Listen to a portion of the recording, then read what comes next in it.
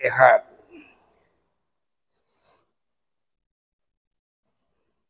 Adonai hu ha Elohim.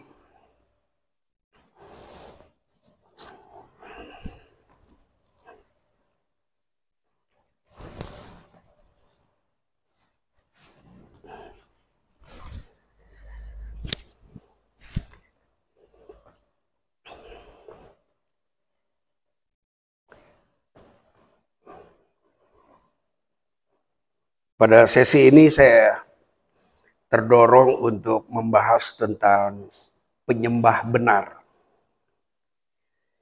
Sejak semula Adonai mendesain manusia sebagai penyembah-penyembah benar. Jadi penyembah benar bukan ide yang baru, tetapi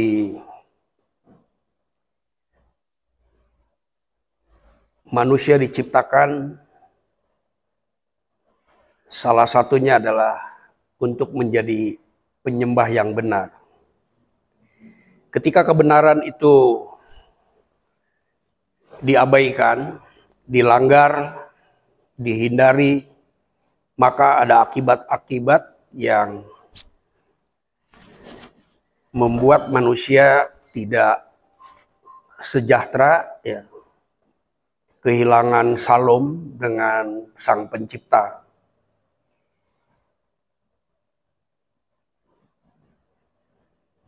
Ketika Israel keluar dari Mesir, mereka dibawa, dituntun ke padang gurun untuk hidup dalam pengabdian kepada kebenaran dan keadilan, dan bergaul dengan hak Elohim dalam suatu sistem penyembahan yang diatur, diajar bagaimana seharusnya menjadi penyembah benar. Sejak perjumpaan Musa dengan Firaun, pesan atau mandatnya adalah biarkan umatku pergi untuk mengadakan perayaan bagiku di padang gurun. Jadi umat Israel itu dibawa keluar dan masuk ke dalam sebuah takdir sebagai penyembah benar. Yang kemudian Elohim yang disembah itu disebut Bapa. Jika penyembah benar yang disebut menyembah Bapa, berarti penyembahnya itu bukan hanya malaikat-malaikat, tetapi manusia-manusia yang ditentukan sebagai anak. Ya. Bila disebut sebagai penyembah Bapa, berarti para penyembahnya adalah anak-anaknya.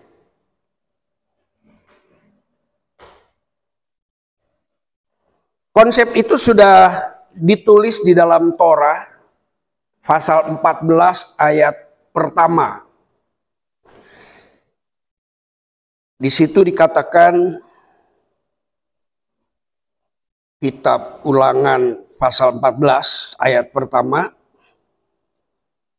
Banim atem ladonai Eloheikem. Dari narasi ini saya menyimpulkan bahwa Bani Israel dibebaskan dari Mesir, dilepaskan dari sistem perbudakan yang mengabdi kepada seorang raja penyembah berhala, dibebaskan, diselamatkan, dan sekaligus diangkat menjadi suatu umat dan dibentuk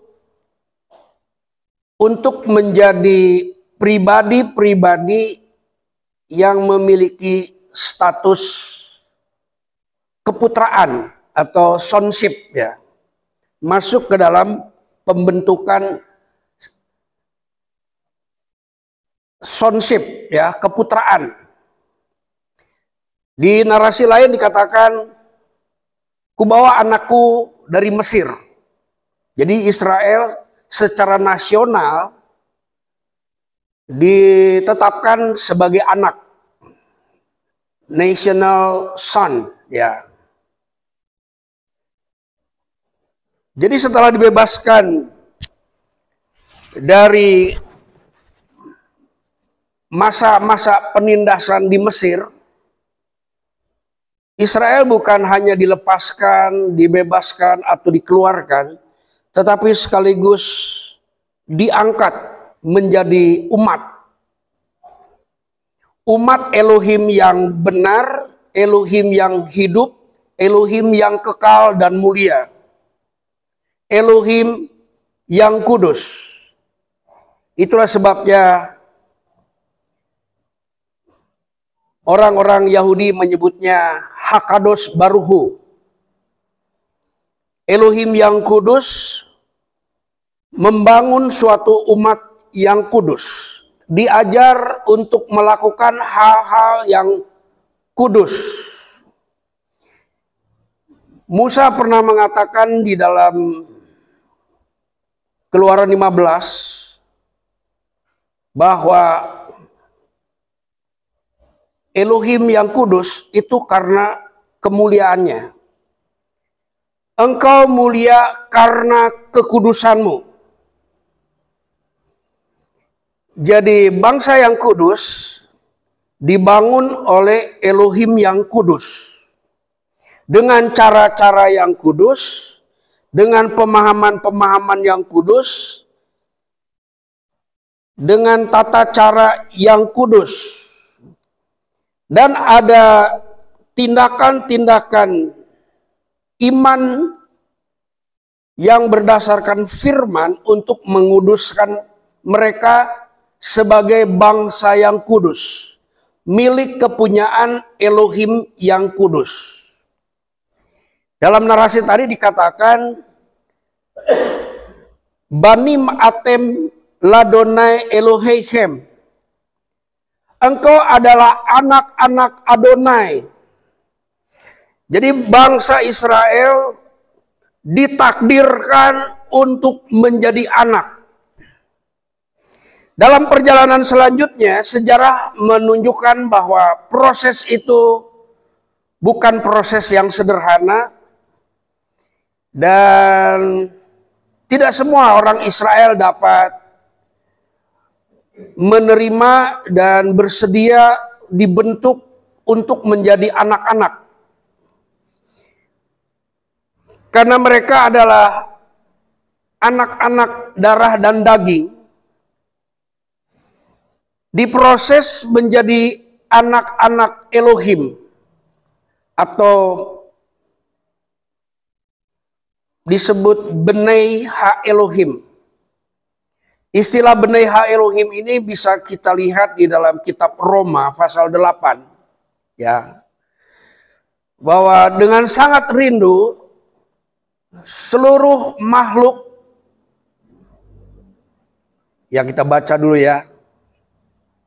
Seluruh makhluk menantikan saat Benei Ha Elohim dinyatakan. Dalam terjemahan Indonesia, di Roma 8 ayat yang ke-20 ya.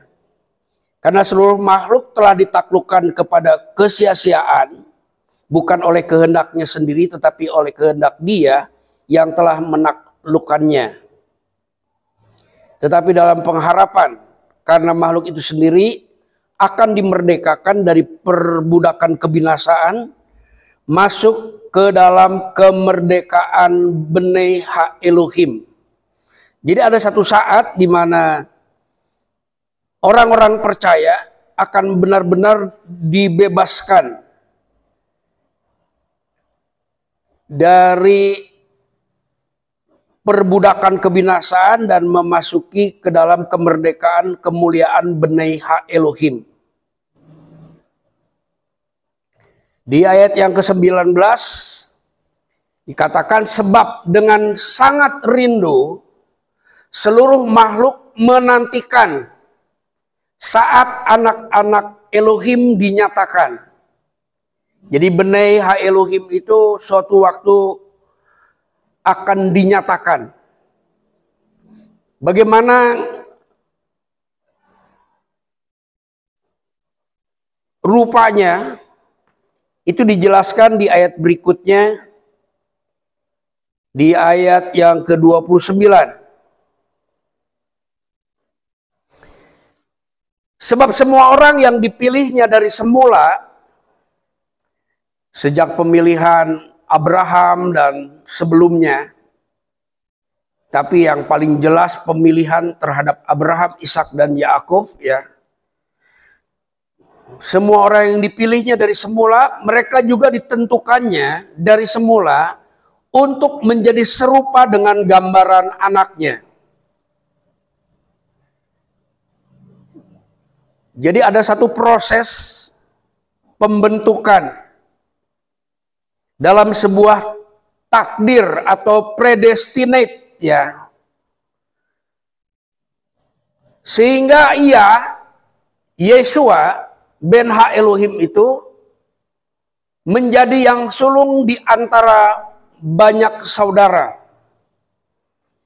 Jadi bisa kita gunakan kalimat yang lain bahwa Bapa di surga itu mempunyai anak hanya satu, disebut Ben Yahid. Tidak ada yang lain disebut sebagai anak-anak. Kepada malaikat pun tidak ada satupun yang disebut sebagai anak. Bagaimanapun kemuliaan malaikat itu tampil, tapi tidak ada satupun yang pernah disebut sebagai anak.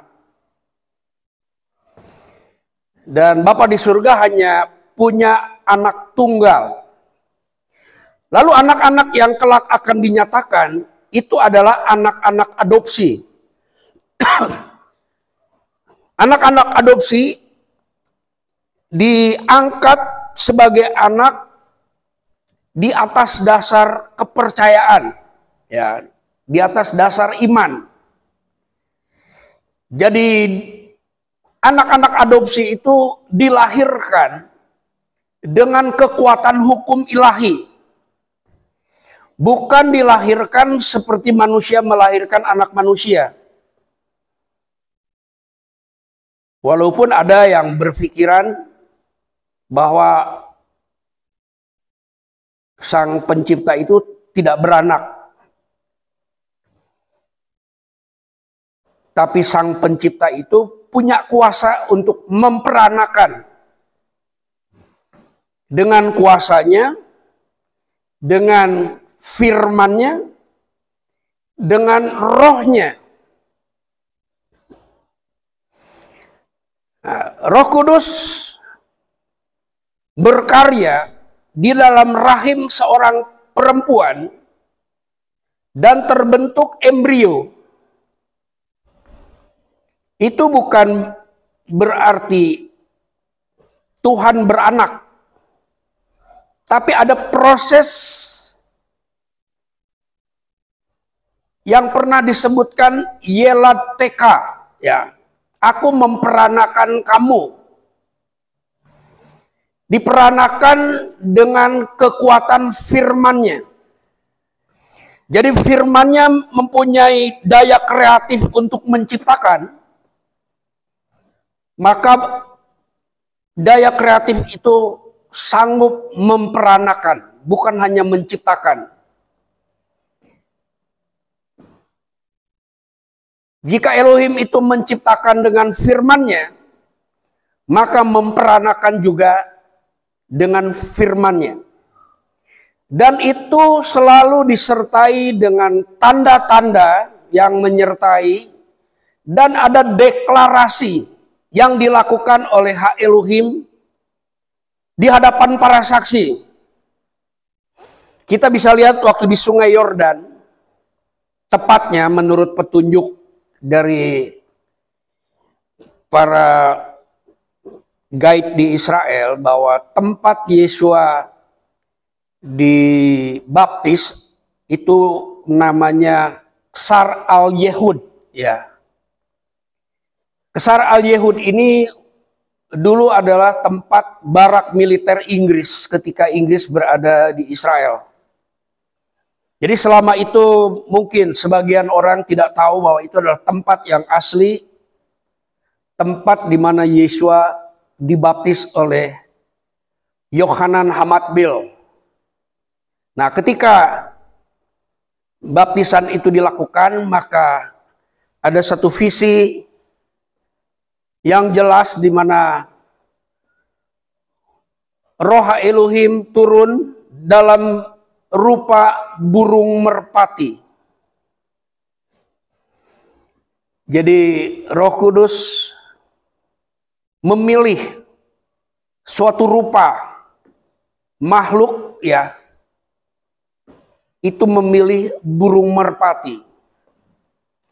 Ada sebagian orang yang meneliti bahwa burung merpati adalah salah satu makhluk yang tidak punya empedu.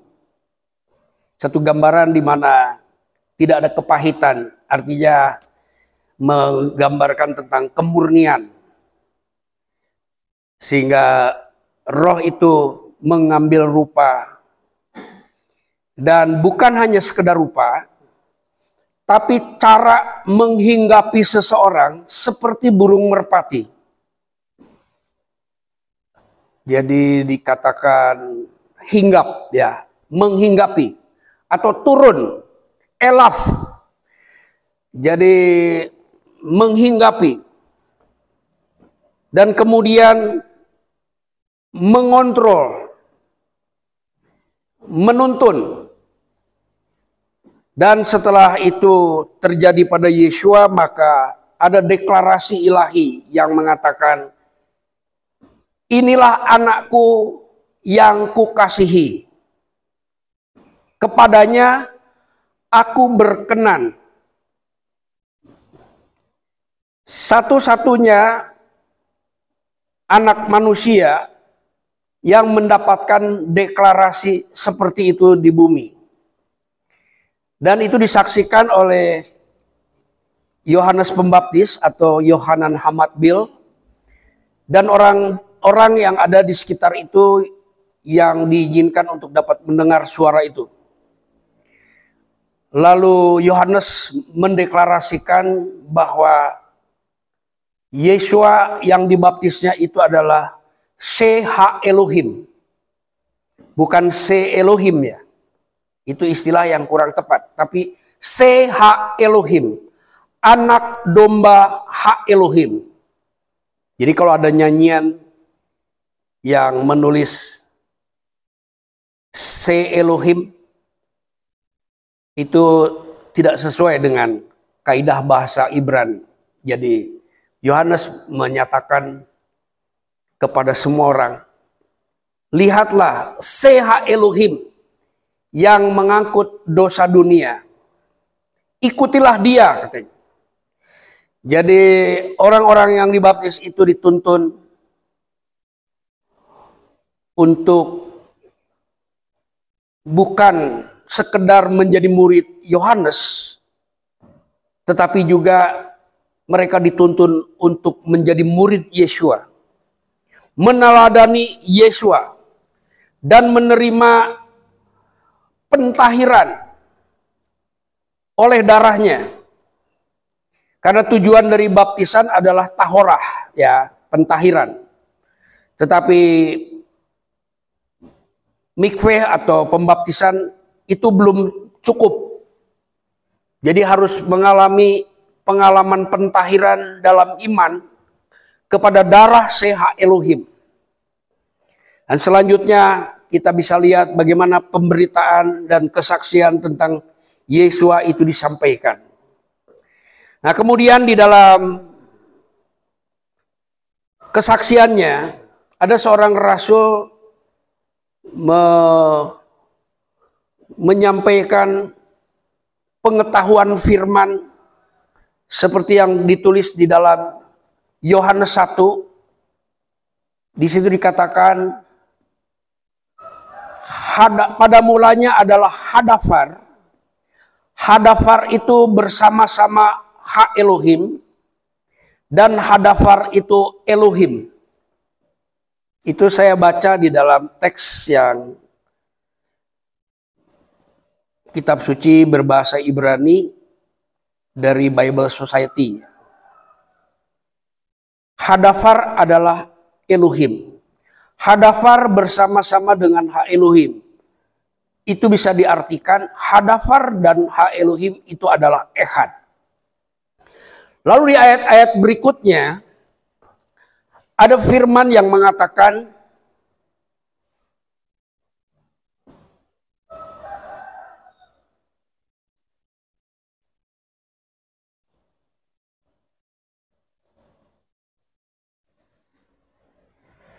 hadafar itu telah menjadi daging, diterjemahkan menjadi manusia. Ya, saya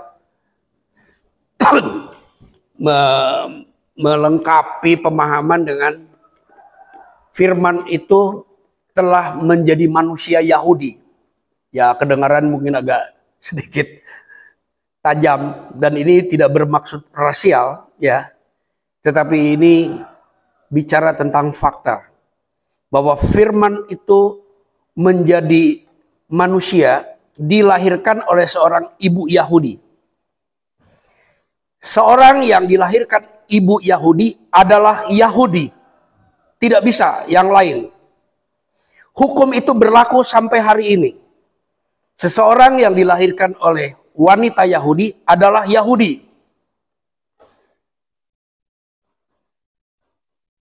Firman itu telah menjadi manusia dan diam di antara kita. Tulisan ini menunjukkan bahwa diam di antara kita adalah di antara orang Yahudi juga. Dan kita orang Yahudi telah melihat kemuliaannya. Jadi orang manusia-manusia Yahudi yang percaya telah melihat kemuliaannya, yaitu kemuliaan yang diberikan kepadanya sebagai anak tunggal Bapa. Sebagai Ben Yahid, penuh kasih karunia dan kebenaran. Jadi kesaksian ini adalah kesaksian setelah Rasul ini benar-benar melihat dan meraba firman yang telah menjadi manusia itu. Jadi bukan sekedar konsep penafsiran, tapi sebuah fakta yang dilihat dan diraba dengan tangan mereka.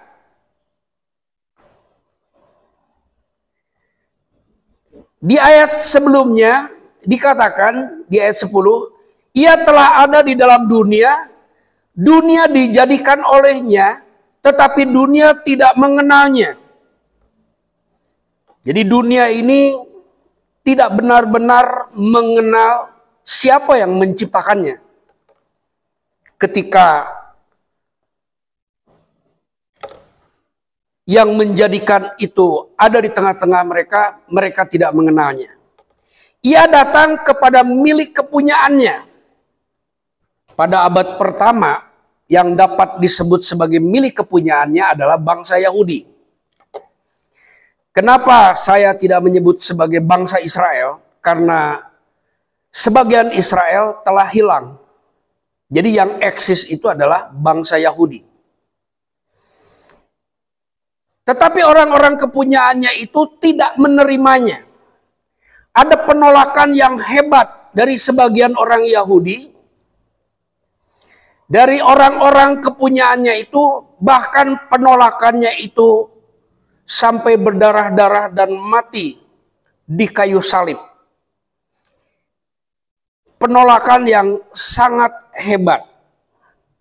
Nah, poin yang ingin dibicarakan di sini kita bisa lihat di ayat yang ke-12. Tetapi semua orang yang menerimanya diberinya kuasa untuk menjadi anak-anak bagi Elohim. Jadi ada satu kuasa yang memproses, membentuk, memuliakan menjadi anak-anak, yaitu mereka yang percaya dalam namanya. Jadi proses pembentukan atau proses pemuliaan menjadi anak-anak Elohim itu hanya terjadi pada mereka yang percaya dalam namanya. Orang Yahudi telah percaya kepada nama Elohimnya. Nama Elohimnya telah dikenal ribuan tahun sejak zaman Musa. Elohim orang Israel itu memperkenalkan nama dirinya, bahkan menulis nama dirinya di atas lempengan batu. Tetapi pada abad pertama, Elohimnya orang Israel itu memberikan perintah supaya umatnya dapat menerima nama putranya.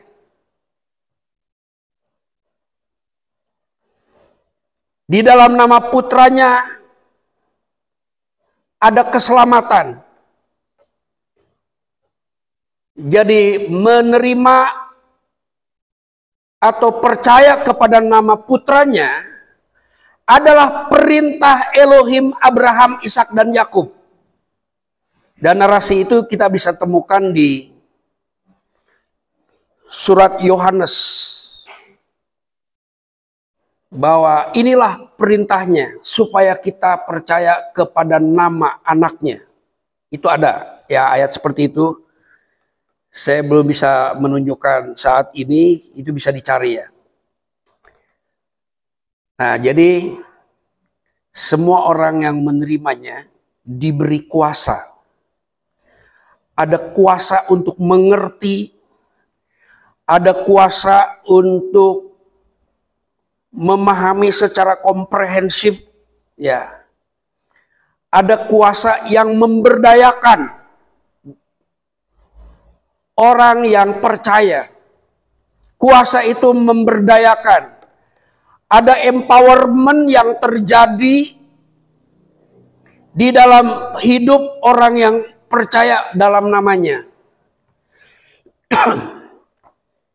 Dan seperti yang dikatakan Rabi Saul, ada kuasa kebangkitan yang diterapkan untuk memvaliditas hidup orang percaya menjadi anak-anak. Apa ya namanya memvaliditas ya. Jadi ada kuasa validity yang bekerja di dalam kehidupan orang-orang percaya untuk menjadi anak-anak. Dan kita sudah mendapatkan status anak adopsi. Itu merupakan sebuah kehormatan, sebuah karunia.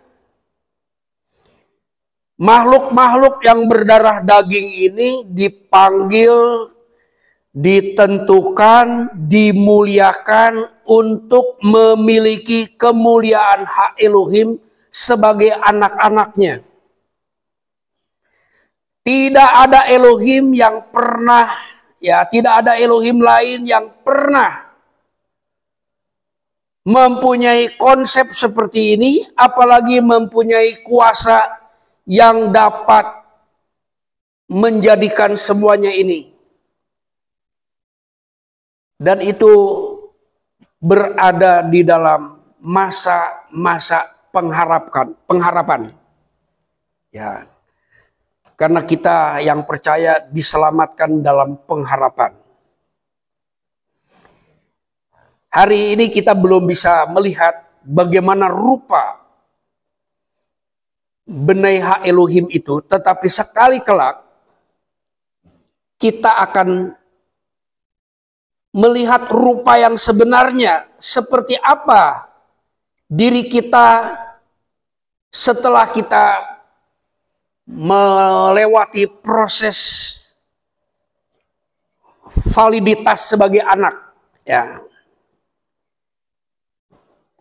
Di surat Yohanes 1 Yohanes pasal 3 ya, ada narasi dari Rasul Yohanes, rasul yang sama ya. Jadi ada Injil Yohanes, ada surat Yohanes.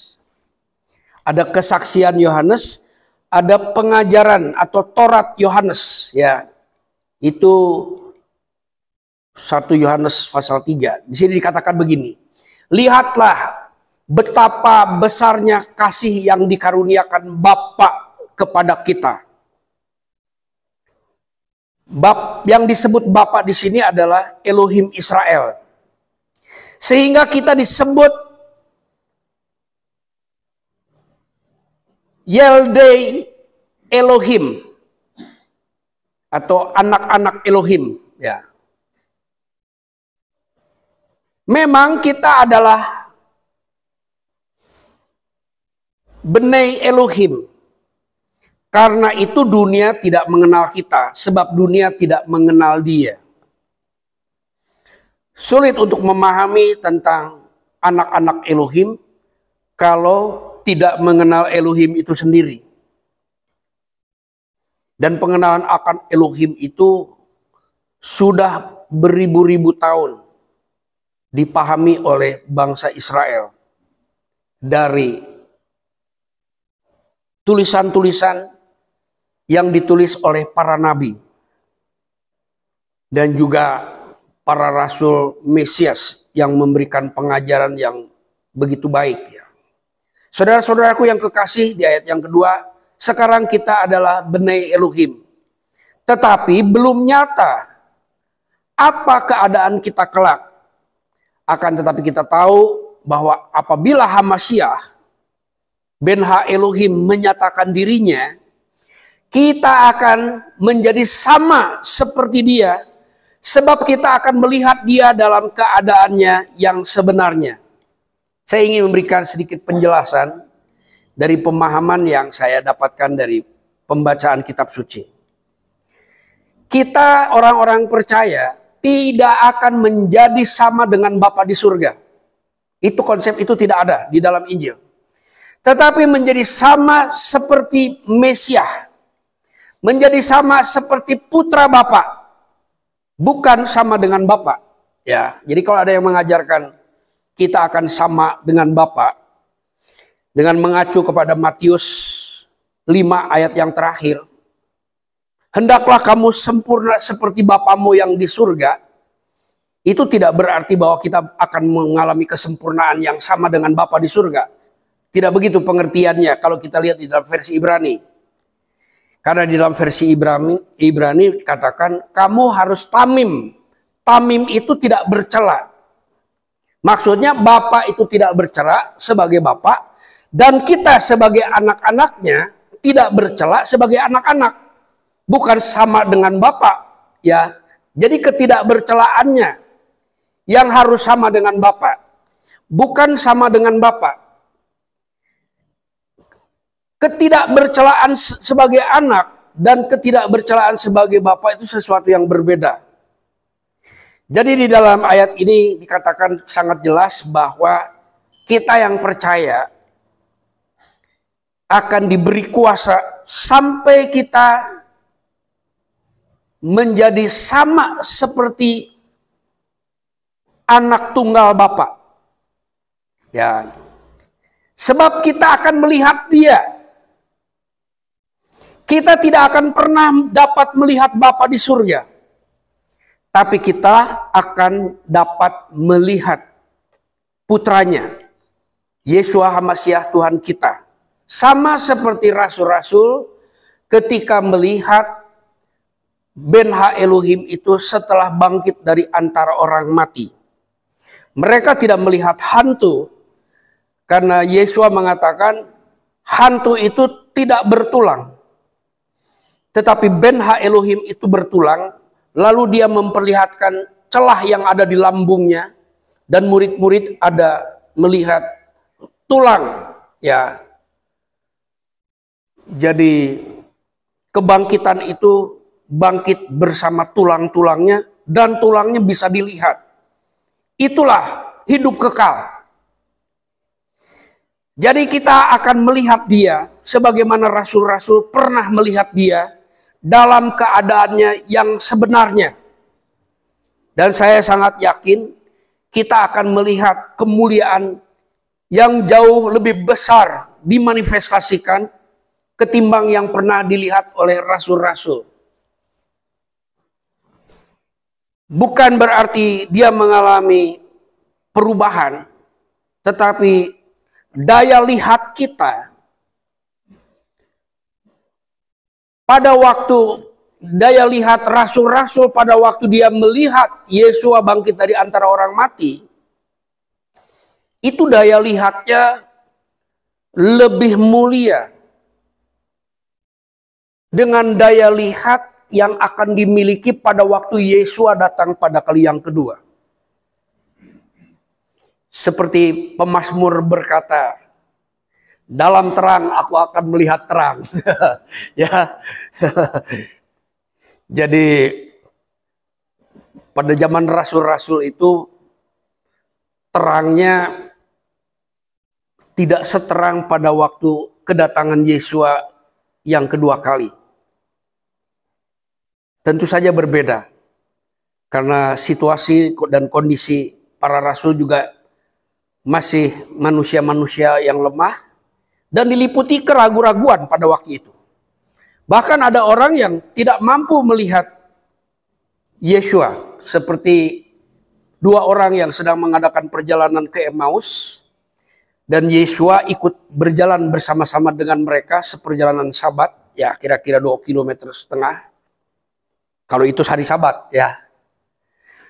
Nah, di dalam perjalanan itu mereka berbincang-bincang bertiga sampai mereka duduk bersama di rumahnya. Mereka tidak mengenalnya.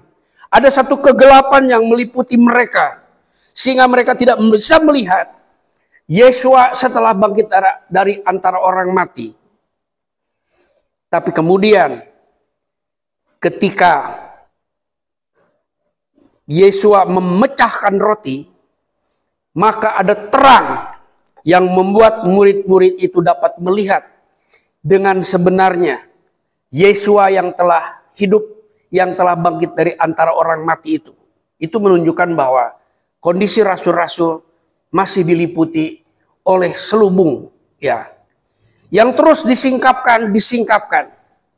Dan kemudian bukan hanya melihat secara optikal, ya, secara mata, kasat mata, tapi melihat dalam satu pengetahuan, hikmat, pengertian, ya, yang terus makin jelas dan makin jelas.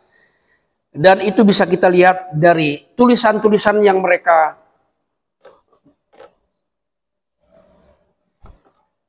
baca, mereka kitabkan, ya, atau mereka saksikan.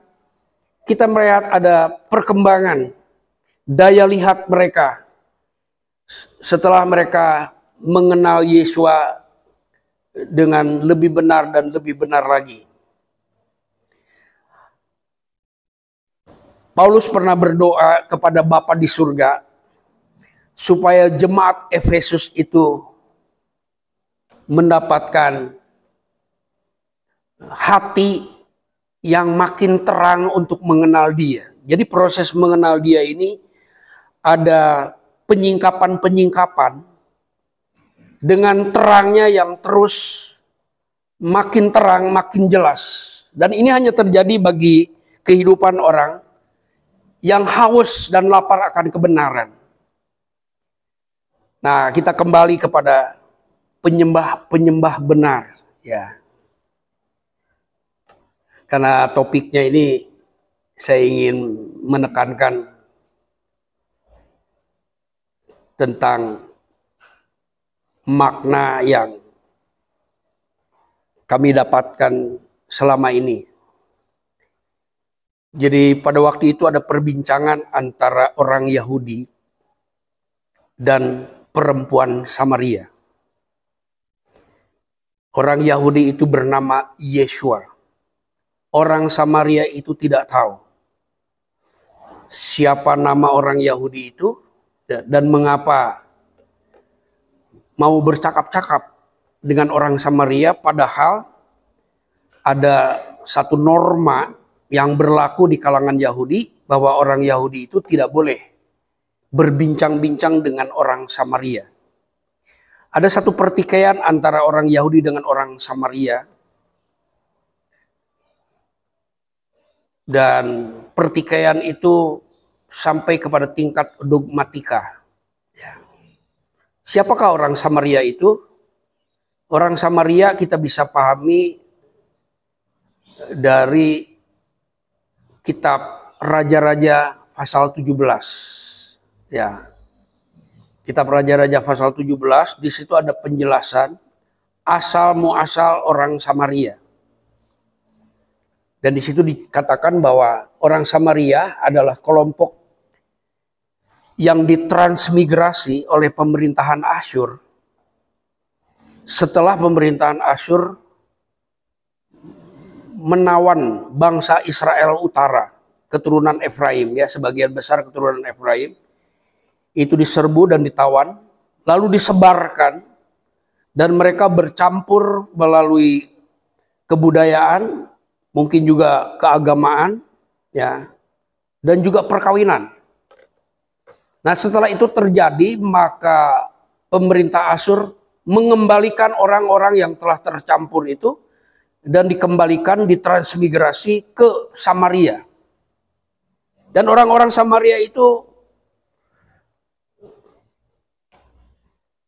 rindu untuk beribadah sesuai dengan Torah.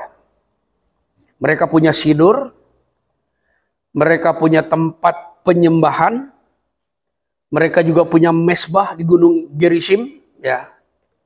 Dan mereka sangat bangga dan merasa bahwa itu adalah tempat yang paling suci untuk menyembah Tuhannya Abraham.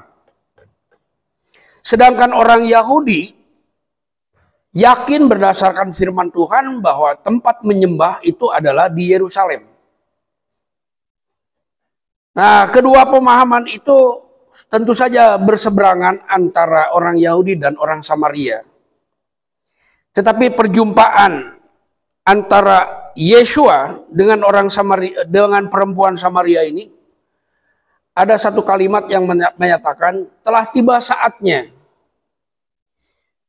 para penyembah bukan di gunung ini maupun di Yerusalem. Jadi artinya tempat penyembahan itu tidak lagi akan menjadi tempat yang terpenting dalam peribadahan mereka di Yerusalem maupun di Samaria. Tujuan yang pertama adalah ada nubuatan antara Israel Yehuda dan Israel Efraim. Jadi persekutuan dengan orang-orang Yehuda dan persekutuan dengan orang-orang Efraim, ya. Karena Israel itu terbelah dua, dan itu menjadi dua bangsa, dua kerajaan, dua entitas, dan dua pemahaman yang berbeda yang kemudian mengalami perpecahan-perpecahan yang makin kompleks, ya. Nah, jadi di dalam Yohanes pasal 4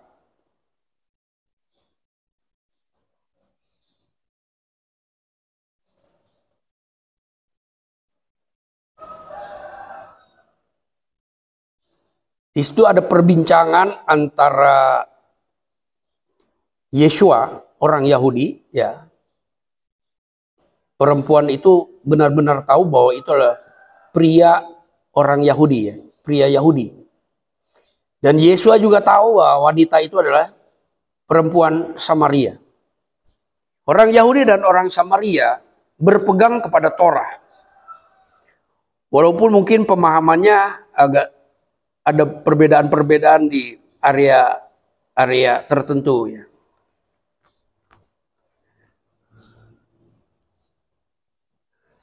Ini bisa kita lihat dari reaksi perempuan Samaria itu. Masakan engkau seorang Yahudi minta minum kepadaku seorang Samaria? Kalimat itu menunjukkan bahwa ada norma yang membatasi kedua entitas itu, kedua masyarakat itu.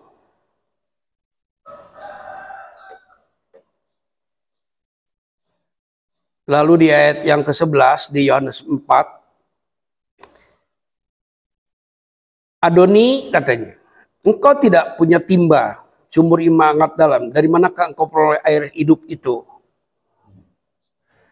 Apakah engkau lebih besar dari bapak kami Yakub? Nah, perempuan Samaria ini mengklaim bahwa Yakub adalah bapak mereka.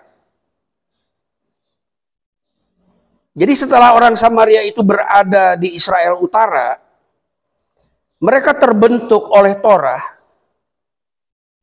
sampai akhirnya mengklaim diri mereka sebagai keturunan Yakub. Ya, mungkin juga mereka memiliki silsilah sehingga mereka punya klaim seperti itu. Di ayat 15 kita lompat saja ke ayat berikut. Ayat 19 ya.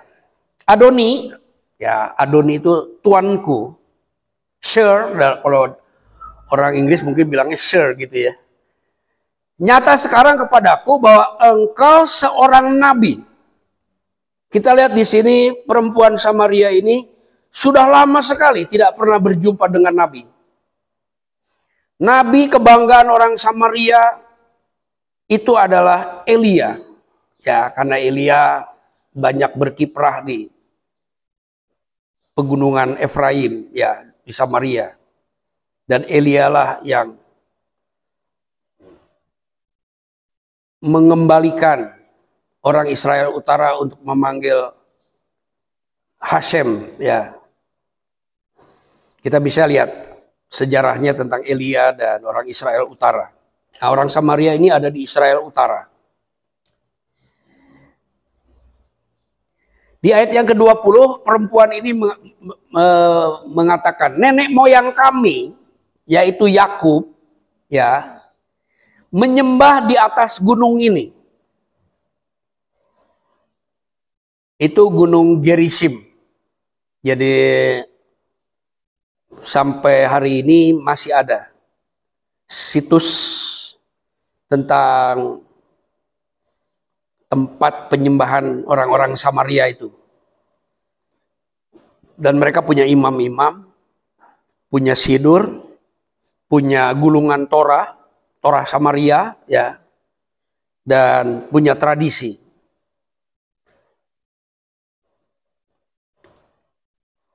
Tetapi kamu katakan, ya, kamu orang-orang Yahudi mengatakan bahwa Yerusalemlah tempat orang menyembah. Jadi perempuan Samaria ini mungkin dirundung kebingungan yang sangat panjang, ya.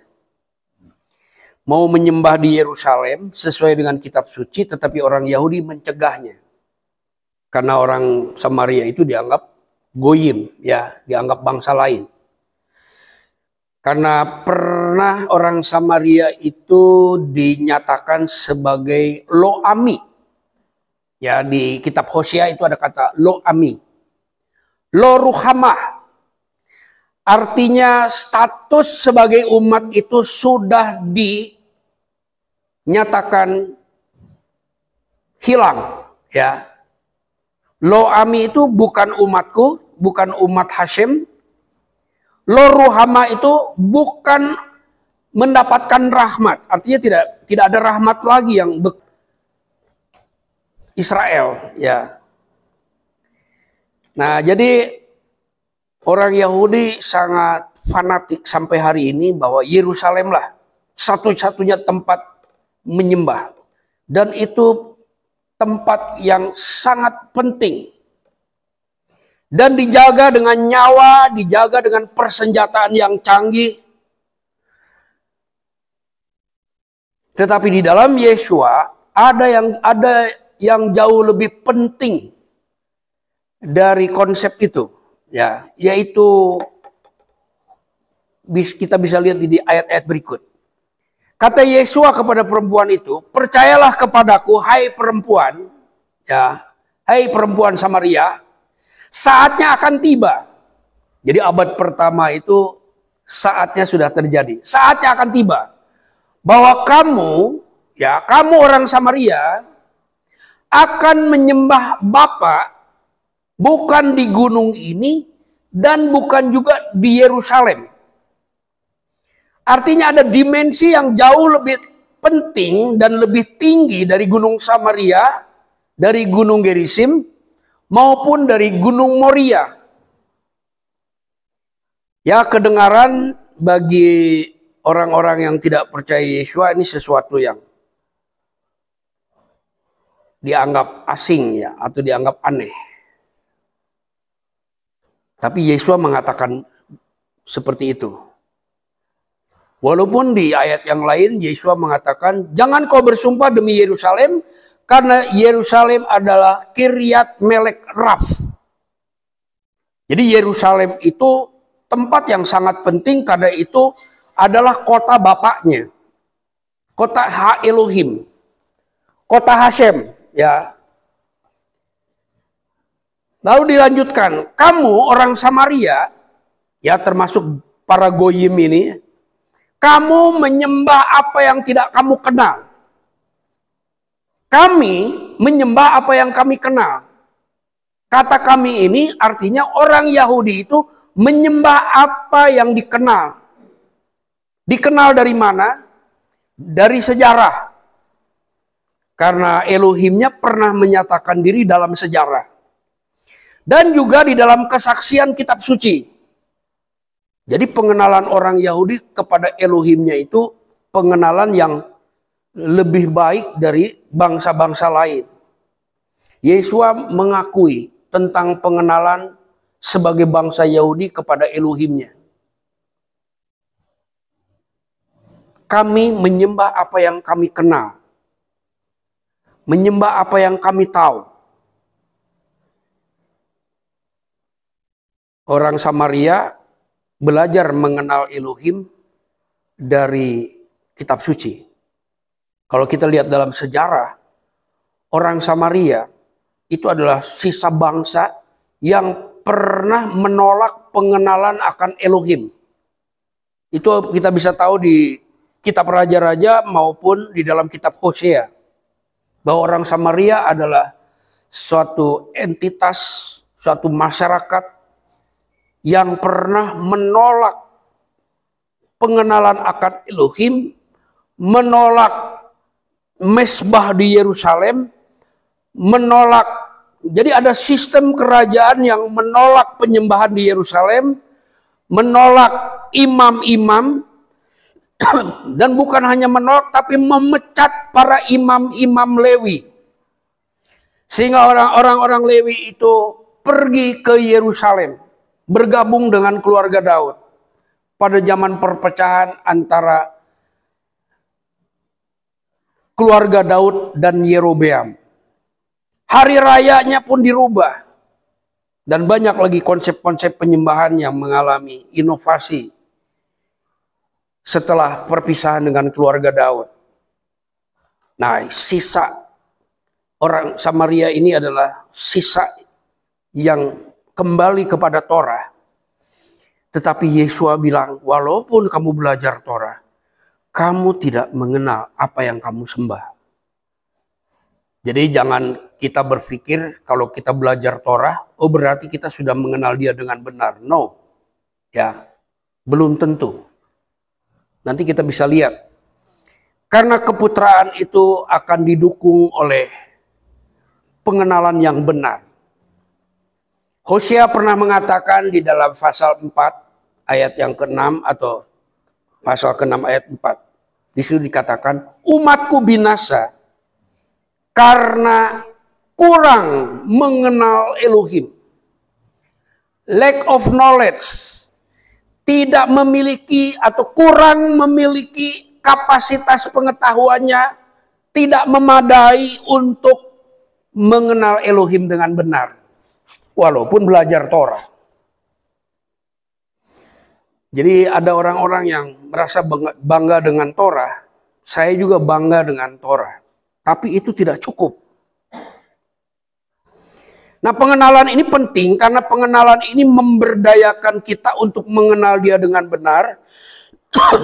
Dan juga sekaligus dengan pengenalan itu kita akan mendapat bagian dalam kodrat ilahi seperti yang diajarkan oleh Petrus.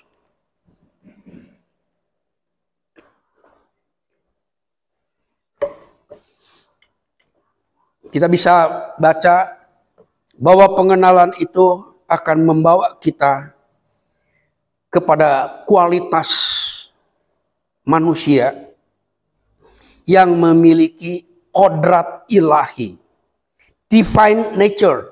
Ya, kira-kira begitu ya bahasanya. Saya nggak pandai bahasa Inggris.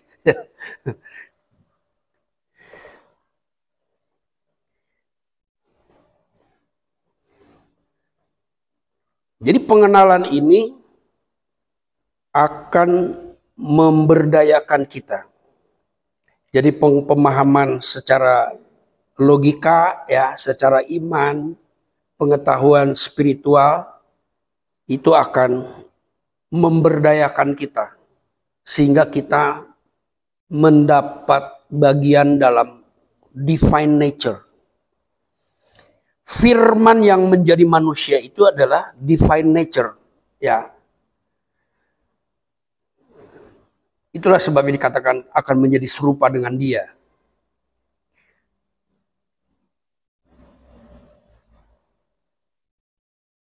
Jadi untuk mengenal dengan Dia dengan benar, itu kita membutuhkan suatu penyataan dari Dia. Kita tidak punya kuasa untuk menjangkau, memahami tentang Dia, kalau Dia tidak menyatakan dirinya kepada kita.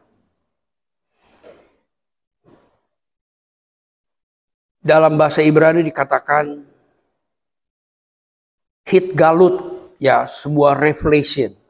Progressive revelation. Yesua pernah mengatakan begini kepada orang-orang Yahudi yang sudah mengenal Torah. Nah ini ya, ini perlu kalau kita membaca Alkitab. Yesua itu berbicara kepada orang yang fanatik kepada Torah. Bangga terhadap Torah. Yesua berkata begini, marilah kepadaku yang letih, lesu, dan berbeban berat. Beban berat itu diakibatkan oleh dogma manusia yang keliru.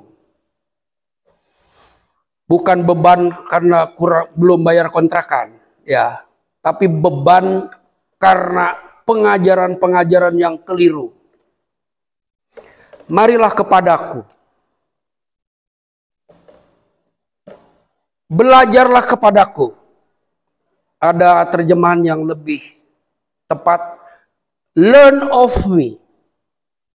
Pelajarilah tentang diriku. Jadi tidak cukup belajar dari Torah tertulis, ya. Tapi juga harus belajar tentang Torah yang hidup. Yesus adalah Torah yang hidup. Wujud dari Torah itu. Learn of me. Itu disampaikan kepada orang-orang yang sudah belajar Torah sejak kecil. Bahkan kepada ahli-ahli Taurat dan orang-orang Farisi, ahli-ahli tafsir Torah. Kamu harus belajar sama saya. Kita harus belajar kepada putra Bapa. Belajar kepada putra Hashem. untuk benar-benar menjadi anak, memiliki kemuliaan sebagai anak, bukan sebagai hamba. Ya, tentu saja kita sebagai anak akan melayani Bapa sebagai hamba, tapi statusnya sebagai anak yang melayani sebagai hamba. Seperti yang dilakukan oleh Yesua, anak tunggal Bapa itu melayani bapaknya sebagai hamba sampai mati di kayu salib. Itu polanya seperti itu. Nah, jadi keputraan ini adalah sebuah proses, ya, dari pengenalan demi pengenalan. Lalu kita diberdayakan oleh kasih karunia. Dari kepenuhannya kita menerima kasih karunia demi kasih karunia. Kasih karunia adalah suatu dinamika atau kuasa ilahi yang memberdayakan kita sehingga kita bisa menjadi anak. Kita semua bisa mengangkat anak. Dan untuk mengangkat anak itu ada prosedur hukum. Ya, dalam bahasa Ibrani disebut mispat habanim. Jadi kalau ada para budak, ya, yang menghambakan diri kepada satu keluarga, dan budak ini ingin mengabdi sepanjang hidupnya sampai dia mati, maka keluarga itu harus mengadopsi itu. Statusnya menjadi bagian dari keluarga itu. Tetapi Elohim kita mengadopsi kita lebih daripada itu. Ya, itu Torah mengatur seperti itu. Bagaimana seseorang diadopsi menjadi anggota keluarga. Itu ada hukumnya. Di dalam pemerintah kita juga ada hukum bagaimana mengadopsi anak. Ya.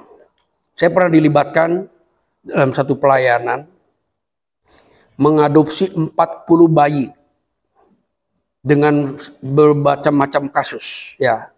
Ada bayi yang ditolak oleh ibunya, ada yang ditolak oleh keluarga besarnya, ada bayi yang ditolak oleh masyarakat, dan ada bayi yang tertolak karena alasan medis, macam-macam. Dan itu ada 40 bayi, dan itu proses untuk mendewasakan para bayi itu dikelola di atas tanah 4 hektar.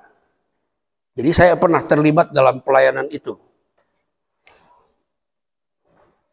Dan ternyata tidak semudah yang saya bayangkan. Itu melibatkan pakar-pakar hukum, pakar-pakar pendidikan, pakar-pakar kesehatan, dan pakar lingkungan hidup untuk anak-anak. Jadi tempat anak-anak itu dibesarkan, itu tempatnya harus didesain. Bahkan teman saya meminta seorang desain untuk tempat lingkungan anak-anak itu dari satu universitas, dari institut ternama di Jawa Barat. Ya, diambil ahlinya dari sana. Bagaimana membuat satu area di mana anak-anak itu bisa dibesarkan dengan baik. Lalu kami juga memanggil ahli-ahli pendidik, ya, yang memiliki sertifikasi internasional. Bahkan melibatkan seorang ahli kurikulum, ya, dan kami beli kurikulum itu untuk dijadikan kurikulum untuk membesarkan dan mendewasakan mereka dalam pendidikan yang baik sampai ke universitas. Itu ada 40 anak. Dan beberapa minggu lagi saya akan menemui juga satu perawatan bayi-bayi yang diadopsi karena mereka calon korban untuk diaborsi dan diselamatkan. Ya. Dari semua itu saya mempelajari untuk mengangkat seorang anak divalidasi itu bukan perkara yang sederhana. Lebih-lebih lagi Elohim kita, Bapak kita yang di surga, untuk menjadikan kita anak itu melalui suatu proses yang tak terduga. Benar-benar tak terduga. Karena setiap individu dijadikan anak itu dalam kondisi yang berbeda. Latar belakang yang berbeda, budaya yang berbeda, kultur yang berbeda, mindset yang berbeda. Dan bagaimana roh Elohim itu bekerja, itu luar biasa. Saya sendiri tidak bisa menarasikannya secara lengkap. Tapi beberapa bagian saya merasa kagum dan agak sulit untuk menjelaskannya. Tapi saya percaya bahwa itu bukan pekerjaan yang biasa, tetapi pekerjaan yang dahsyat.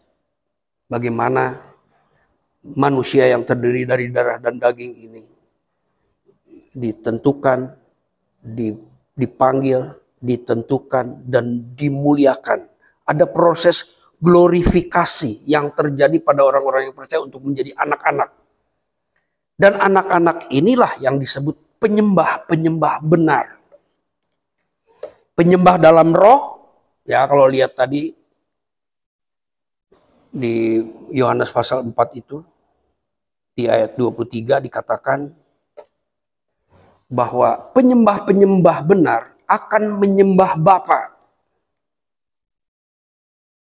Jadi ini kualitasnya adalah putra-putra ya yang mengalami proses glorifikasi sonship ya, sonship glorifikasi. Dan akan menyembah, akan mengabdi. Bukan hanya worship, tetapi dalam bahasa Ibrani itu disebut abdi ya.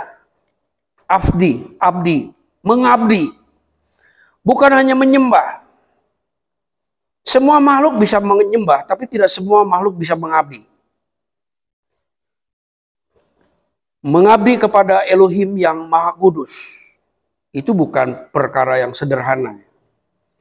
Mengabdi dalam roh, artinya memiliki hati nurani yang tidak bercacat. Ya, dia harus dilahirkan dalam roh. Dia harus masuk ke dalam dimensi roh.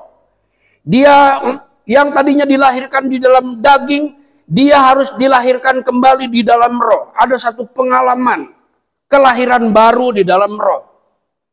Dan menjadi manusia baru, memiliki roh yang baru yang didampingi oleh roh Elohim di dalam rohnya. Ini luar biasa ya. Konsep keputraan di dalam Injil Elohim ya, atau Injil Hamasyah. Dalam roh dan kebenaran.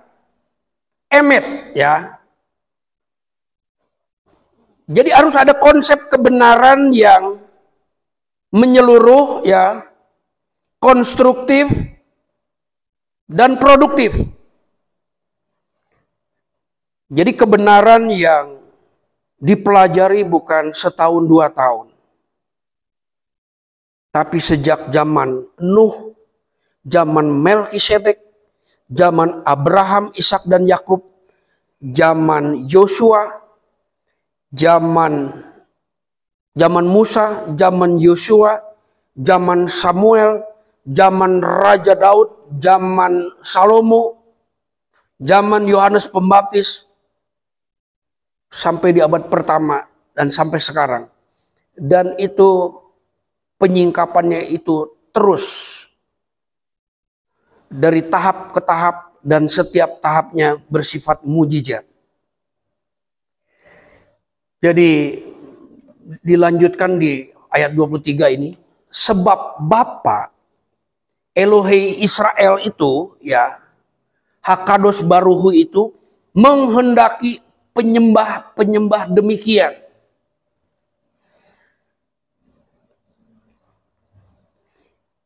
Elohim adalah haruah ya. Elohim adalah roh. Dan barang siapa menyembah dia harus menyembahnya dalam roh dan kebenaran. Roh itu adalah karunia yang langsung diterima karena iman. Tapi kebenaran itu adalah proses untuk belajar. Jadi pikiran kita, perasaan kita, kehendak kita harus diaktifkan untuk memahami kebenaran. Tidak cukup hanya dengan meditasi saja. Tidak cukup hanya merenung dan membaca saja. Di sini diperlukan hubungan yang tetap terpelihara. Itulah sebabnya setiap pagi Yesua berdoa di tempat yang sunyi. Dia adalah putra tunggal, tapi dia berdoa.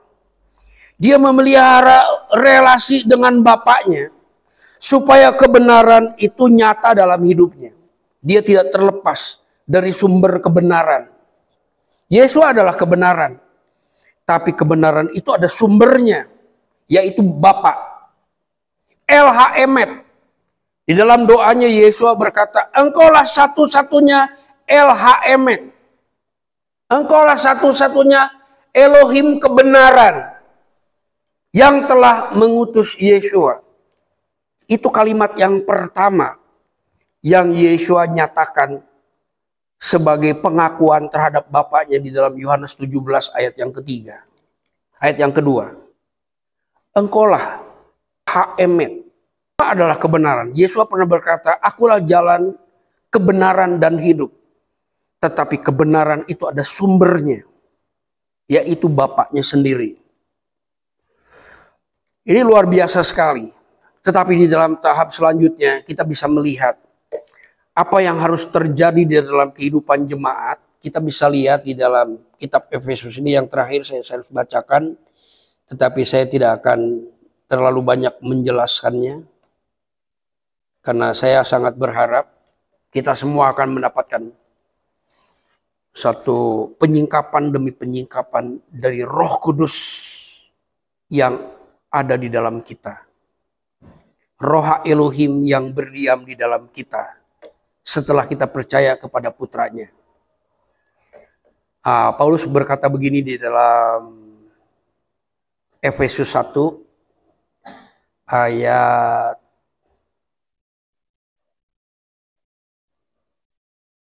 ini surat ini ditujukan kepada suatu jemaat di Efesus. Jadi ini ada di daerah Goyim, Gentile Church. Dan mungkin juga di dalamnya ada orang-orang Yehudim, ya. Karena pada zaman itu orang-orang Yehudim dan orang-orang percaya dari Goyim itu masih bersama-sama beribadah. Tapi saya tidak tahu terlalu persis apakah pada waktu dia menulis surat ini sudah murni orang-orang non-Yahudi, ya. Tetapi inilah yang dia doakan di ayat yang ketiga. Efesus 1 ayat ini. Terpujilah hak Elohim dan afi Tuhan kita Yeshua HaMashiach, yang di dalam HaMashiach telah mengaruniakan kepada kita segala berkat rohani di dalam surga. Jadi kita bukan hanya merindukan berkat-berkat jasmani, tetapi juga kita harus merindukan dan juga mengalami berkat-berkat rohani. Nah, di ayat yang ke-17 ya, kita lompat saja. Aku tidak berhenti mengucap syukur karena kamu.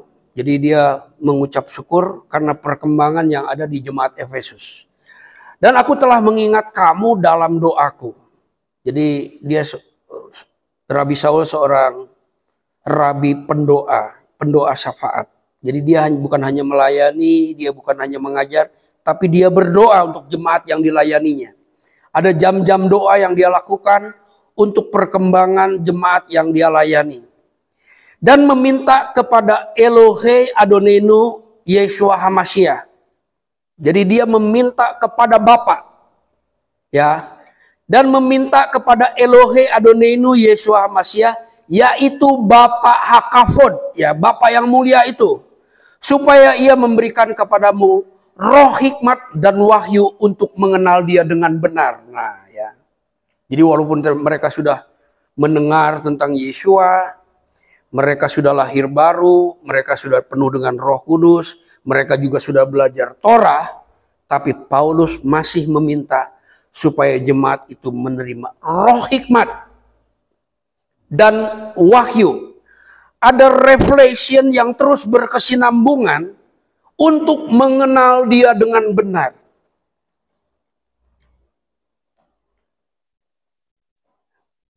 Untuk mengenal Bapa dan juga mengenal putranya. Kalau kita mengenal putranya, maka kita akan mengenal Bapaknya. Kalau kita berusaha mengenal Bapaknya, maka Bapaknya akan menyatakan rahasia tentang anaknya. Begitu ya. Itulah yang disebut ehad antara Bapa dan anak. Yang kedua, dan supaya Ia menjadikan mata hatimu terang. Nah ini. Ya, jadi mata hati kita walaupun sudah lahir baru, Paulus meminta supaya mata hati jemaat Efesus itu terang. Berarti di sini ada perkembangan dari terang kepada terang.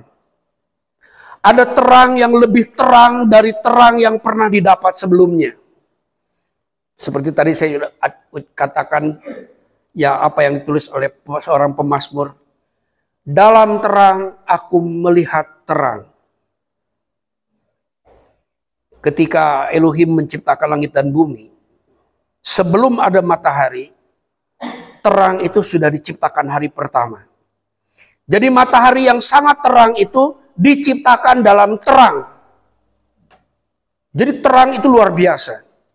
Dan dari terang yang diciptakan itu ada terang yang lebih terang lagi dari semuanya itu. Dan Rabi Saul pernah melihat terang itu dan matanya menjadi buta selama 3 hari. Dan bisa mendapatkan penglihatan kembali setelah Hananiah atau Ananias menumpangkan tangan dan berdoa. Ada selaput gugur dari matanya.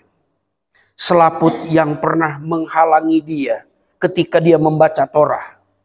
Ada selaput yang menghalangi dia ketika dia melihat murid-murid Yesua.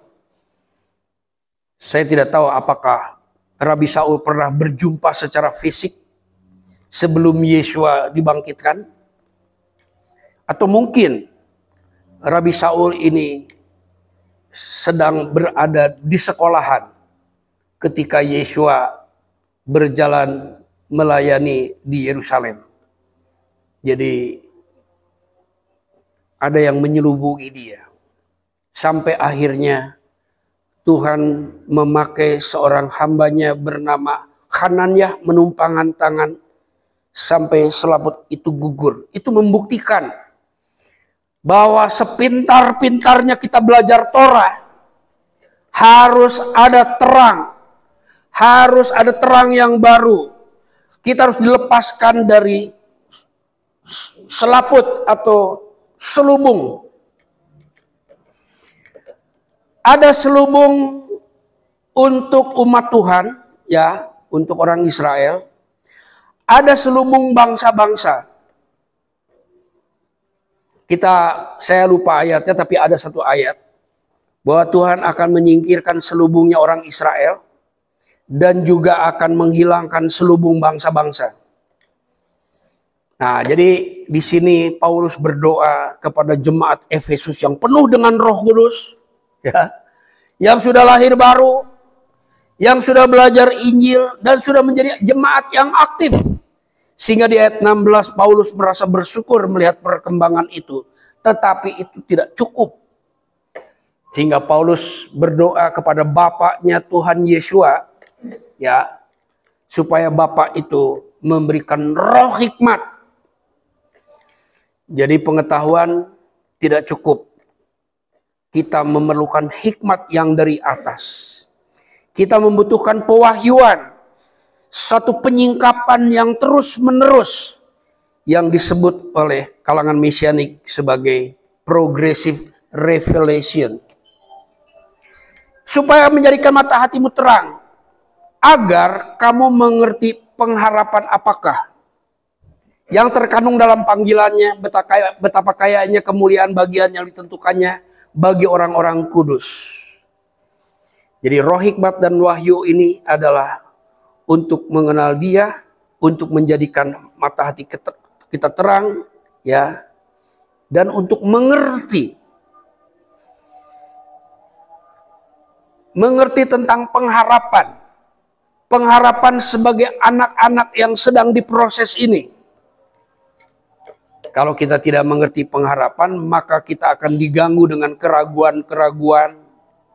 Kita akan tergoncang di tengah-tengah pencobaan. Kita akan diserang oleh argumen-argumen dunia ini secara langsung maupun secara tidak langsung.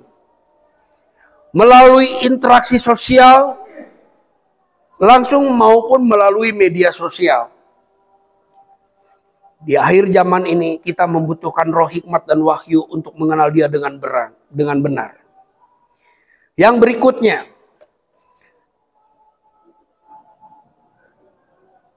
betapa hebatnya, nah ini yang paling penting yang sesuai dengan topik hari ini, betapa hebatnya kuasanya bagi kita yang percaya sesuai dengan kekuatan kuasanya, yang dikerjakannya di dalam Hamasyah dengan membangkitkan Dia dari antara orang mati dan mendudukkan Dia di sebelah kanannya di surga. Nah, kita lihat proses ini ya. Bapa mengutus anaknya, lalu menyertai anaknya di dalam pelayanan sampai di kayu salib, ya. Lalu Dia membangkitkan Dia ketika Dia ada di dalam kubur. Itu menggunakan kuasa yang sangat besar. Nah, bukan hanya membangkitkan, tetapi mendudukkan Dia di sebelah kanannya di surga.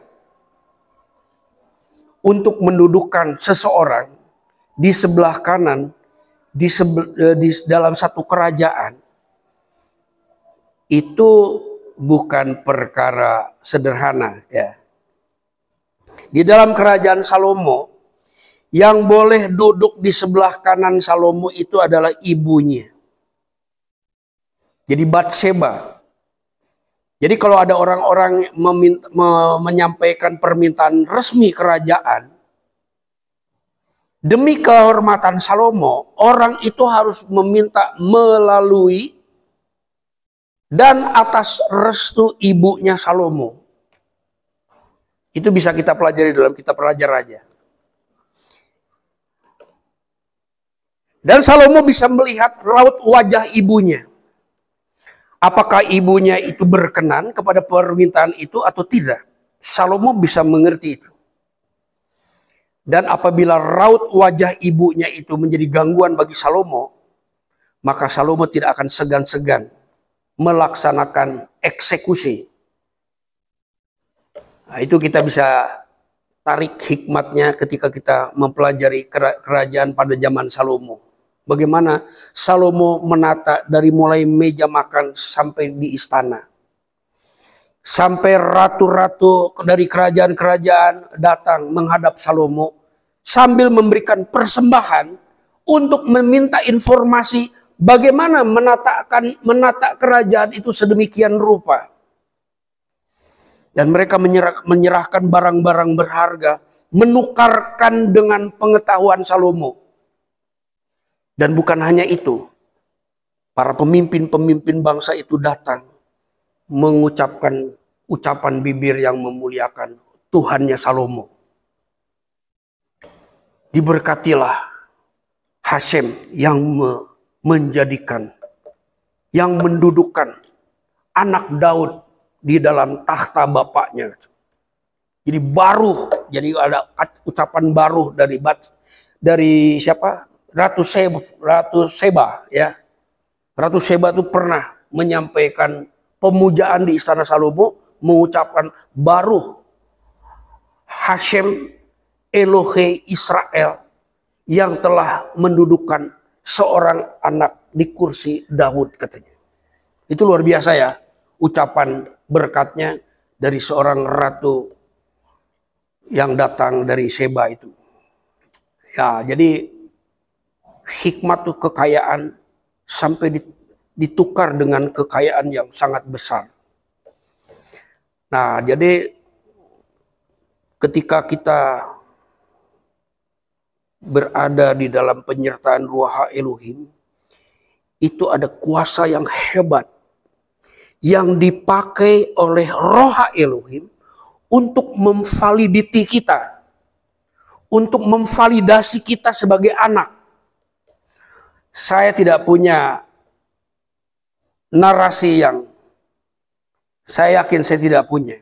Saya tidak bisa menarasikannya itu ya. Bagaimana hebatnya kuasa itu. Jadi kuasa yang dipakai untuk membangunkan Yesua dari dalam kubur, itu dipakai untuk memberdayakan kita supaya kita benar-benar menjadi anak-anaknya.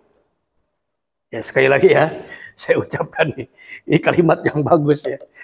Saya dapatnya dari firman Tuhan, dari kitab suci. Kuasa yang hebat, yang Elohim pakai untuk membangkitkan putranya dari kuburan, itu kuasa yang sama dipakai untuk memberdayakan kita supaya kita benar-benar menjadi putranya dan mendapat bagian di dalam kekudusan dan kemuliaannya. Sehingga pada waktu nanti bertemu dengan Yesua, itu kemuliaan Benai Ha Elohim itu menyerupai kemuliaan putra tunggalnya. Jadi satu kumpulan yang sangat meriah, dan malaikat-malaikat itu pesta besar-besaran, lebih besar daripada waktu malaikat melihat orang yang bertobat gitu. Itu keyakinan saya sampai segitu ya. Luar biasa perjumpaan kita di awan-awan ya. Jadi itu bukan perjumpaan antara Ben Ha Elohim dengan manusia-manusia yang lemah. No ya. Tapi perjumpaan dengan manusia-manusia yang sudah diberdayakan dengan kuasa yang besar. Nah selanjutnya kita bisa melihat bagaimana kemuliaan itu dinyatakan dalam kehidupan Yesua. Ada ayat yang perlu dicermati di dalam berkaitan dengan pembentukan anak-anak ya, atau pemberdayaan untuk mendapatkan kodrat ilahi sebagai anak-anak ya. Itu di Ibrani pasal 13.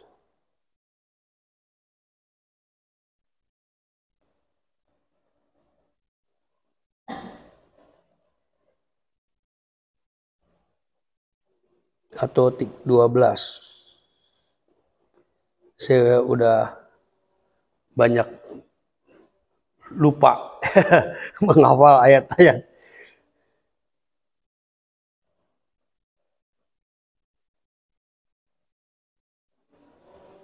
Ayat ya, pasal 12, Ibrani 12. Ada pengalaman hidup yang terasa tidak nyaman ketika kita menjadi putra-putranya. Mungkin kedengarannya aneh, tapi kita akan mengerti kalau kita membaca ayat-ayat ini. Di ayat yang kelima, Ibrani 12. Hai anakku, jangan anggap enteng didikan Adonai. Dan jangan putus asa apabila engkau diperingatkannya. Jadi hidup sebagai anak-anak itu kita akan dididik, kita juga akan diperingatkan. Ada pengalaman-pengalaman yang secara emosional, secara daging tidak nyaman, ya. Karena Adonai menghajar orang yang dikasihinya. Kita selama ini sering nyanyi Adonai Kitov, ya. Tuhan itu baik. Tapi di ayat ini kita harus tahu, kita harus kenal bahwa Tuhan yang mengasihi kita adalah Tuhan yang menghajar orang yang dikasihinya. Jadi tadi mendidik, memperingati, yang ketiga menghajar. Ada pengalaman-pengalaman yang tidak nyaman dalam hidup kita, termasuk dalam kondisi ekonomi. Penyakit, ya. Kita diizinkan atau dibiarkan untuk berada dalam keadaan ekonomi yang menurut kita sangat menyedihkan diri kita sendiri. Rasanya sepertinya kita tidak diberkati sebagai anak. Orang yang mengerti ayat ini akan tahu bahwa kita sedang dididik secara ekonomi juga. Dididik bagaimana memelihara tubuh kita. Diberi pengalaman sakit. Di situ kita akan sibuk bagaimana merawat dan memulihkan tubuh kita.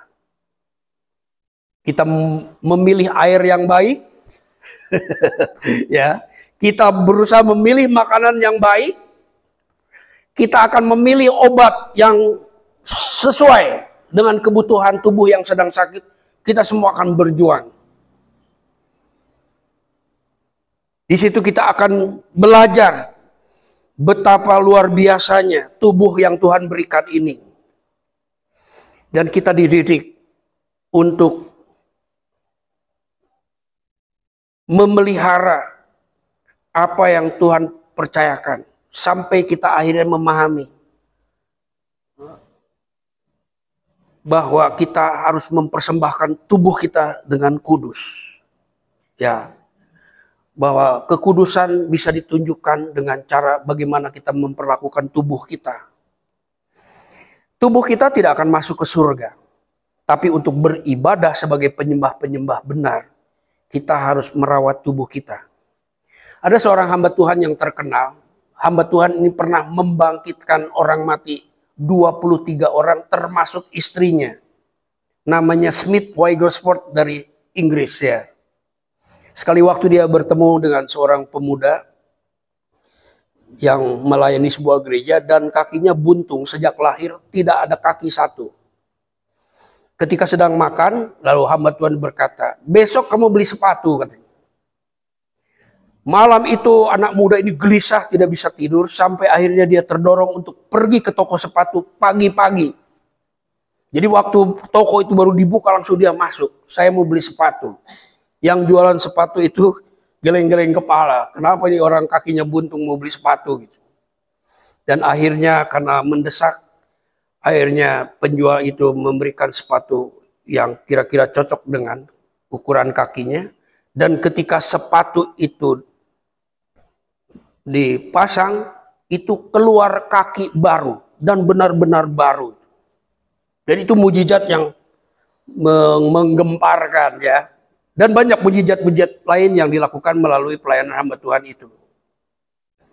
Itu menunjukkan bahwa tubuh juga penting. Tuhan melakukan sesuatu yang penting sehingga anak itu melayani dengan dua kaki. Bertahun-tahun dia melayani Tuhan dengan kaki satu. Tapi sejak itu dia melayani dengan dua kaki. Jadi tubuh ini juga bisa menjadi kesaksian bagaimana kita mengabdi melayani Tuhan. Ya. Tubuh ini bait Ruach HaKodesh, ada ayat yang mengatakan gini. Jadi tubuh ini penting. Muliakanlah Tuhan dengan tubuhmu. Nah, jadi kenapa kita mengalami didikan ya mengenai kesehatan, mengenai tubuh kita, dan bagaimana kita berjuang untuk bisa memiliki kesehatan, bukan hanya karena sakit. Saya punya pengalaman dalam hidup saya harus berusaha memilih makanan, memilih minuman, apa yang menurut logika kesehatan itu baik untuk tubuh gitu. Terkadang saya harus mengeluarkan biaya yang cukup besar untuk saya, yang tidak pernah saya pakai untuk membeli yang lain. Tapi karena ini saya anggap penting untuk tubuh, saya beli. Contoh dulu, saya pernah melihat ada sebotol air, itu harganya 18.000. Air putih biasa di swalayan. Lalu saya mulai minum, dan lama-lama setiap saya berpuasa, saya minum air itu. Ya. Sambil mempelajari bahwa tubuh ini sesuatu yang penting juga. Yang harus dirawat. Kembali ke hamba Tuhan yang tadi. Teman dari anak yang sudah mendapat kaki baru itu. Di musim dingin dia tidak pakai jaket. Ya karena anak muda biasa begitu ya. Lalu hamba Tuhan ini bilang kepada anak muda yang tidak pakai jaket di musim dingin itu, dia berkata, kamu harus pakai jaket. Tubuhmu itu milik Tuhan dan kamu harus rawat. Sejak itu pemuda itu pakai jaket. Ya. Jadi hamba Tuhan yang banyak mengalami pengalaman-pengalaman supernatural ini sangat memperhatikan kesehatan tubuh. Ya. Nah, itu sebabnya kenapa ada masa-masa kita harus belajar dididik oleh Tuhan untuk fokus betapa pentingnya tubuh ini untuk dirawat. Sehingga diizinkan sebuah pengalaman yang menyakitkan hidup kita. Dan ia menyesah orang yang diakuinya sebagai anak. Nah ini yang penting ya. Ada masa-masa kita tidak nyaman. Karena Adonai yang penuh dengan balas kasihan itu menyesah kita. Bapa sangat mengasihi putranya Yesua Hamasiah. Tapi ada satu masa Bapa mengizinkan Yesua disesah oleh orang-orang berdosa. Dengan benda-benda yang berduri tajam ya.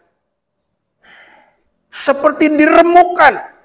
Untuk menunjukkan bahwa dia benar-benar anak saya. Dia benar-benar anakku. Dunia harus tahu. Yesua dibiarkan.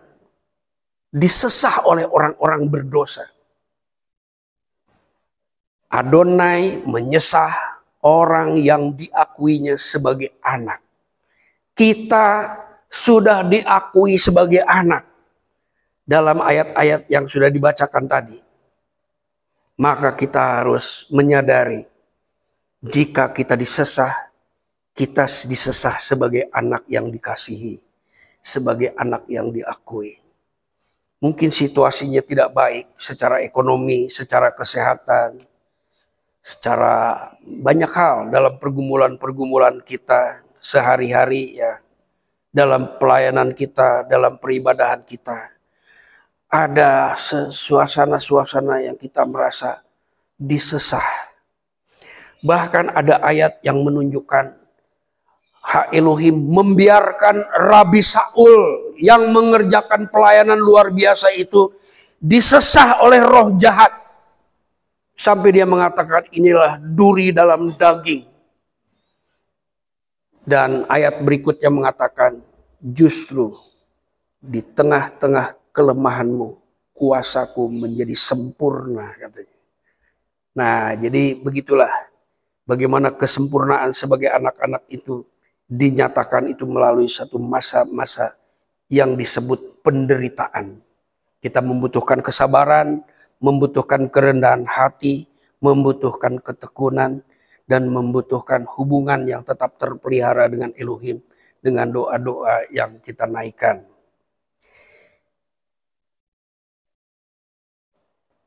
Nah, ayat yang terakhir, ayat 8. Jikalau kamu bebas dari ganjaran yang harus diderita setiap orang, maka kamu bukanlah anak, tetapi anak-anak gampang. Jadi di dalam kerajaan Bapa tidak ada anak-anak gampang. Ya. Jadi anak-anak gampang ini anak-anak yang tidak sah gitu. Bisa disetarakan anak-anak yang haram. Kalau kita lihat dari bahasa Ibrani itu sepertinya mengarah ke situ. Artinya anak-anak yang tidak layak untuk berada di dalam kerajaannya gitu. Nah, pengalaman-pengalaman sebagai anak, pengalaman-pengalaman dalam tuntunan Ruach HaKodes tidak selalu kita dibawa ke area yang nyaman. Ada masa-masa kita dituntun dan sepertinya dibiarkan untuk terbentuk di dalam keadaan yang tidak nyaman. Karena di dalam pengalaman itu, anak-anak itu juga harus belajar dari apa yang dideritanya gitu. Jadi mempelajari penderitaan, kira-kira begitu ya. Ada dua mempelajari penderitaan itu. Ya, ada yang mempelajari penderitaan tidak bebas, ya, seperti seekor gajah yang diikat di sebuah patok kecil dan dia berkeliling. Dan bertahun-tahun dia tetap berkeliling di sekitar patok yang kecil itu. Padahal dia punya kekuatan untuk mencabut patok itu gitu. Kenapa? Karena dia tidak berpengetahuan. Dia tidak pernah tahu bahwa patok itu bisa dicabut oleh dia. Dan dia tetap berkeliling, ya. Tapi berbeda dengan elang. Waktu elang dalam keadaan di dalam telur ditaruh dalam sebuah kandang dengan seekor ayam. Setelah elang itu menetas dan bertumbuh sebagai anak elang, lalu dia melihat teman satu kandangnya itu wajahnya mirip, kakinya mirip, bulu-bulunya mirip, sayapnya mirip, kepalanya mirip, ya. Nah, mereka tumbuh bersama di dalam kandang itu, tetapi lama-kelamaan elang itu menjadi gelisah di dalam kandang itu. Dan di situ dia mulai mempelajari penderitaan di dalam kandang itu. Dan penderitaan yang dipelajari itu menghasilkan sebuah pengetahuan bahwa dia harus rusak itu kandang supaya dia terbang bebas. Tetapi ayam itu selama ada makanan, dia akan tetap di sekitar itu. Tetapi elang ini tidak. Ya, karena dia ditakdirkan sebagai unggas yang terbang jauh dan tinggi melampaui gunung-gunung, tidak seperti ayam. Demikian juga dengan kita. Sekali waktu kita akan rusak batasan-batasan yang ada di sekitar kita. Dirusak dengan pengetahuan yang benar. Nah, hal-hal yang mengurung kita itu adalah dogma-dogma manusia. Ya, human dogmas. Yang terkadang kita tidak sadari dan kita berputar-putar di dalam kurungan itu gitu. Tapi ketika Tuhan mengaruniakan hikmat, pengertian dan pengetahuan yang benar, maka kita akan tahu siapa diri kita dan kita akan tahu apa yang harus kita lakukan untuk keluar dari batas-batas itu. Saya ingin mengucapkan lebih banyak ya untuk mengulas ya, tapi saya lebih suka kita semua mendapatkan pencerahan dan mengalami pemahaman yang terus berkembang oleh pertolongan Roh Kudus. Jangan terlalu menggantungkan kepada apa yang saya ceritakan, karena saya sendiri sangat bergantung kepada peranan Roh Kudus yang mengajar, menuntun, membimbing, dan membawa kita kepada seluruh kebenaran. Amin. Diberkatilah Ha Elohim Avinu, Avi Adonenu Yeshua HaMashiach, yang mengaruniakan berkat-berkat rohani di dalam surga, di dalam Mesias putranya. Amin.